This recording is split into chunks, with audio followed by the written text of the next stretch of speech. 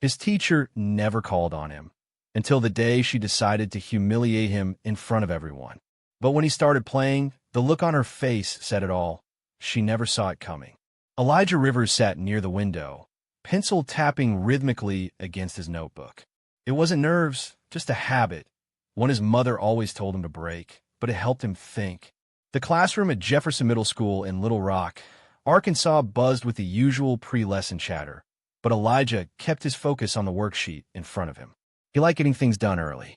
Miss Abigail Thornton stood at the front of the room, skimming her notes. She had been teaching 6th grade for nearly 15 years, and in that time, she had developed a reputation, strict but fair, at least in the eyes of those she favored. Elijah had never been one of them. It was never obvious. She didn't raise her voice, didn't insult him outright, but she rarely called on him when his hand was up. If he got a question right, she moved on quickly. If he got one wrong, rare as it was, she lingered. Almost savoring the moment, Elijah noticed. So did a few of his classmates. "Yo, she barely even looks at you," Tyler Whitman, the boy sitting next to him, whispered one afternoon. "You got like teacher invisibility or something." Elijah had only shrugged. "Yes, I do." But today something felt different. Miss Thornton was glancing his way more than usual. Not in a way that signaled trouble, but something else. Anticipation.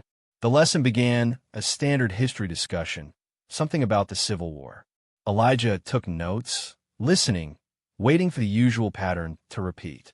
But then something unexpected happened. "Elijah," Miss Thornton said, her voice crisp. "Why don't you answer this one?" Heads turned. Elijah blinked. She never called on him. He sat up straighter, scanning the board. General Sherman's March to the Sea was a military campaign aimed at breaking the Confederacy's resources and morale. She murmured. Not bad. Not bad. It was a textbook perfect answer. A few students exchanged glances. Tyler shot him a look that said, "What was that about?" The lesson carried on. But the shift had been made. Miss Thornton wasn't ignoring him anymore. She was watching. And then, right before the bell rang, she made her move. "Elijah," she said as students began packing up, "stay behind for a moment." A few heads turned again, but no one said anything. Elijah took his time, putting his notebook away before approaching her desk. "I overheard you talking the other day," she said, clasping her hands together. "About your grandfather." Elijah frowned. "What about him?" "You said he was a musician."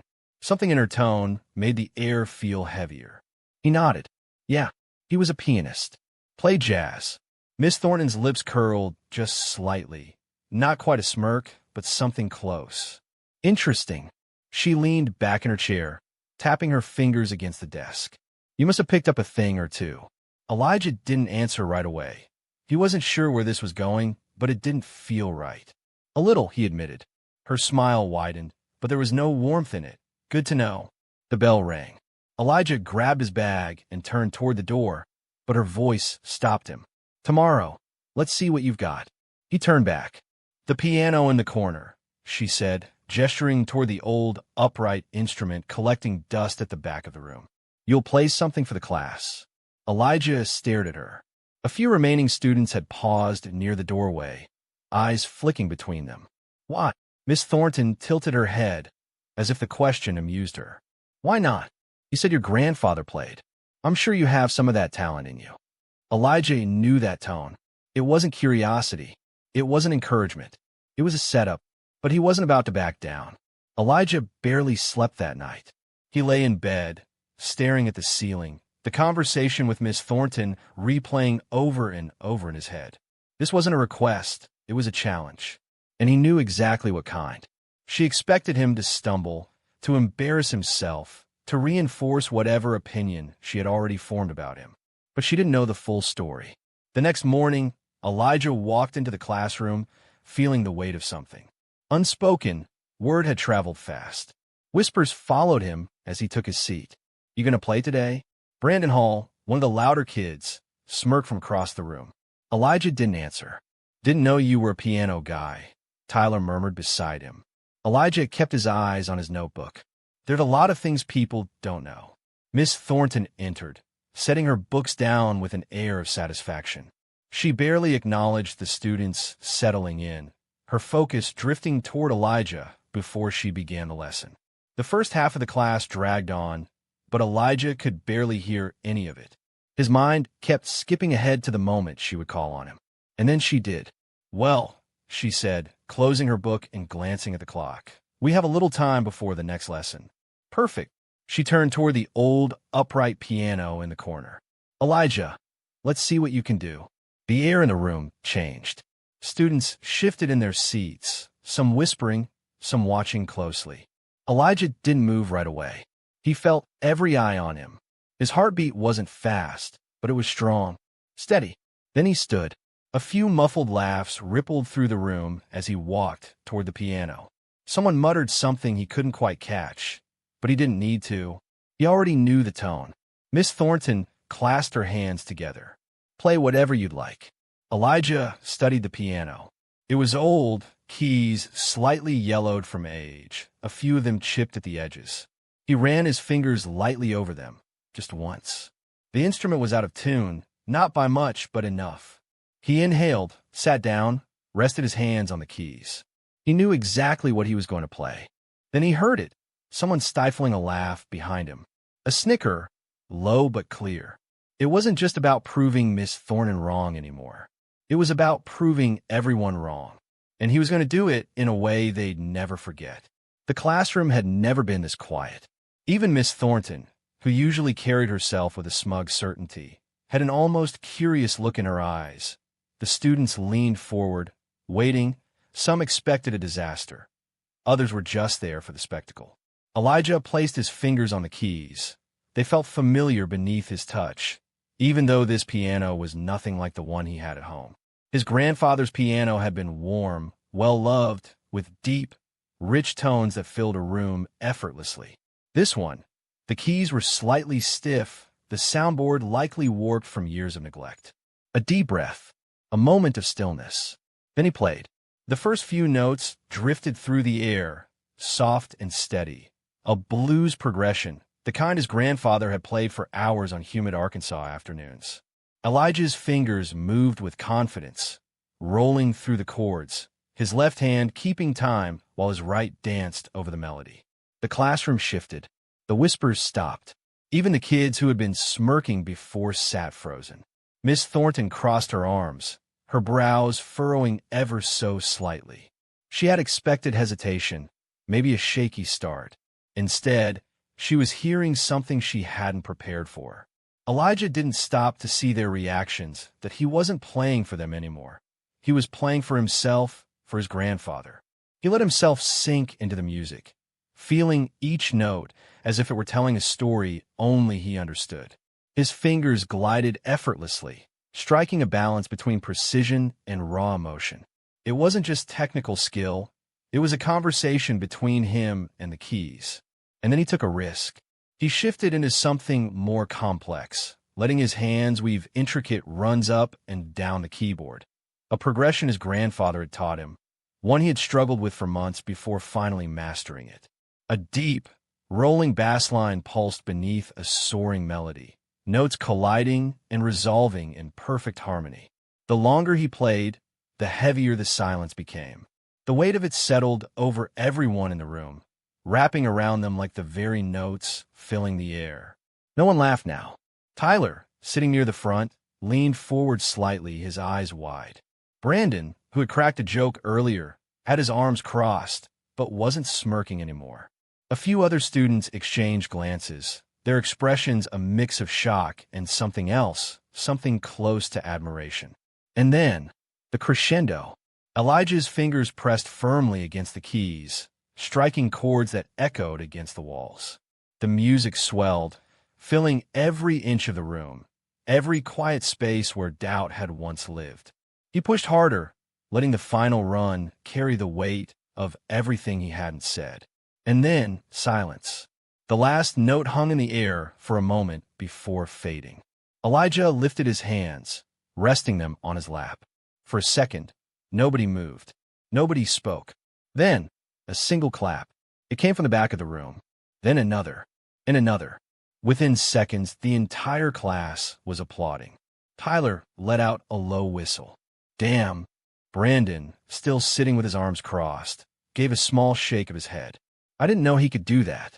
Elijah exhaled, his heart pounding, not from nerves, but from the sheer energy of what had just happened. He had done more than play. He had changed something. The applause swelled. Students looking at each other as if they had just witnessed something they weren't supposed to see, something they would remember.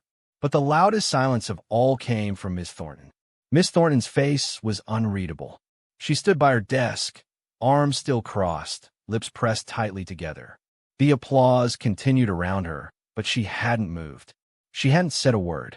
Elijah sat still, hands resting on his lap, breathing deeply. He wasn't smiling, wasn't looking for approval. He just let the moment stretch, letting them all sit with what had just happened. Then finally, Miss Thornton spoke. "Well," she said, her voice clipped. "That was unexpected." The clapping died down, students glancing between her and Elijah. A few kids still whispered excitedly, but the energy in the room had shifted. It wasn't just entertainment anymore. "Where did you learn to play like that?" she asked, tilting her head slightly. Elijah met her gaze, unflinching. "My grandfather." Something flickered in her expression, but it was gone too fast to name.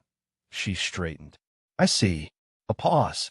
Miss Thornton tapped her fingers against her desk, the only sound in the now silent classroom. Then she turned to the rest of the students, as if shaking off whatever thoughts had crossed her mind. "All right, let's get back to our lesson." But nobody moved. Elijah glanced around. Tyler was still watching him, eyebrows raised like he couldn't believe what he had just seen. A girl in the back, Madison Green, looked almost annoyed, like the moment had been taken from them too soon. Brandon scoffed under his breath. "That's it." Miss Thornton's eyes snapped to him. "Excuse me." Brandon shrugged, shifting in his chair. "I mean, that's all you're going to say?" He just played like, he gestured vaguely, like something you hear on TV, and you're just going to move on. A few heads nodded. Miss Thornton's mouth tightened. "This is a classroom, not a talent show." Elijah took a breath, steadying himself. "You didn't think I could play, did you?" Her eyes darted back to him, sharp and assessing. He didn't let her look away. "That's why you call me up here." A few murmurs rippled through the room. Miss Thornton let out a slow breath. "I simply gave you an opportunity to share your talent with the class." Elijah shook his head. "No, you didn't." His voice was calm. "Even. You thought I'd mess up. That's why you asked." More whispers. Miss Thornton's fingers curled slightly against the edge of her desk. "That's enough, Elijah." But he wasn't done. "You wouldn't have asked Tyler," he continued, glancing at his friend. "Or Madison. Or Brandon. But you asked me. Why?" The room was holding its breath. Miss Thornton's jaw twitched. "You're out of line." "I don't think I am." Her eyes darkened, her posture stiffening. "Sit down." For the first time all year, Elijah didn't immediately do as he was told. He looked around the room, at his classmates, at the ones who had ignored him before, the ones who had underestimated him, the ones who had smirked when she called his name. Then, slowly he stood. The silence felt heavier now, charged, and Miss Thornton, for all her usual control, looked just a little bit shaken. But this time, she wasn't the one in charge of the room. Elijah walked back to his seat slowly, feeling the weight of every step. His heart wasn't pounding anymore. He wasn't nervous. If anything, a strange sense of calm had settled over him. He lowered himself into his chair, still feeling the stares from all around him. Tyler gave him a slow nod, one that didn't need words.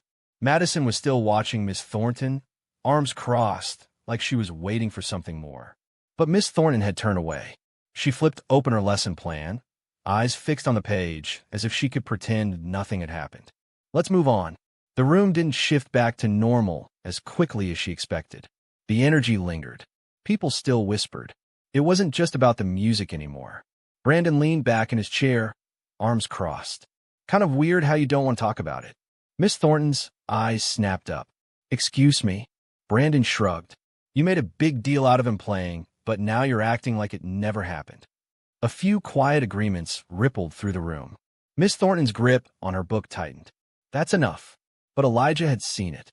The hesitation, the discomfort, and so had everyone else. For the rest of the class, Miss Thornton's usual authority felt thinner, like a glass window that had just been cracked. She still controlled the lesson, but the students weren't as engaged. The usual rhythm was gone. When the bell finally rang, chairs scraped against the floor as students packed up their things, murmuring to each other as they filed out.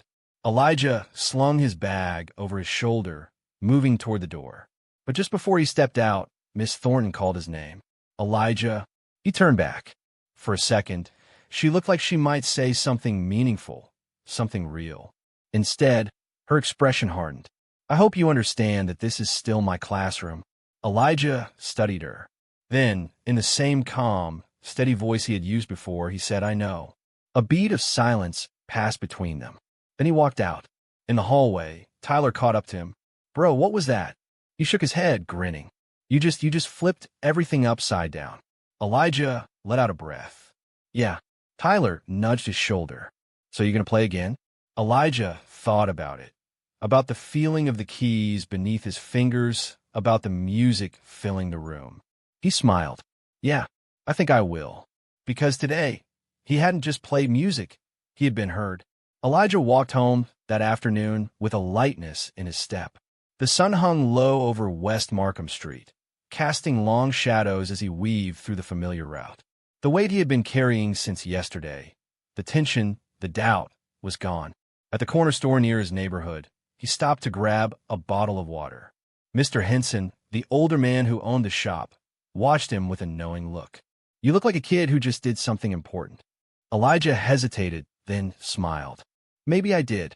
By the time he reached home, the smell of fried catfish and cornbread filled the air. His mother was at the stove, humming as she flipped a fillet. You're home late. Elijah dropped his bag by the door and sat at the kitchen table. Had a long day. His mother glanced over her shoulder. Good or bad? He thought about it. About the way the room had fallen silent. The way Miss Thornton had looked at him. The way his classmates had seen him differently, really seen him for the first time. Good, he said finally. Really good. She turned off the burner and wiped her hands on a dish towel before sitting across from him. You want to talk about it? Elijah nodded. And for the next 15 minutes, he told her everything. She didn't interrupt, didn't rush him, just listened, her expression shifting between concern, pride, and something else. Something softer, almost sad. When he finished, she exhaled. Sounds like you made her uncomfortable. I think I did. She studied him. And how do you feel about that? He didn't have to think long. Like it was supposed to happen. His mother smiled, reaching across the table to squeeze his hand. Good. The next day at school, things were different, not drastically. Miss Thornton still ran her class the same way, still called on the same students, still acted like nothing had changed. But the energy in the room had shifted. People saw her differently now, and they saw Elijah differently too. During lunch, a few students, ones who had never spoken to him before, stopped by his table. Dude, you were insane on that piano, Madison said, sitting across from him. How long have you been playing? Since I was 5. Tyler shook his head. Man, you've been holding out on us. Elijah smirked. Guess so. From across the cafeteria, Miss Thornton walked past, tray in hand. Their eyes met briefly. This time, she looked away first. And Elijah, he just kept eating, because he had already said everything he needed to say. Some lessons aren't taught in books.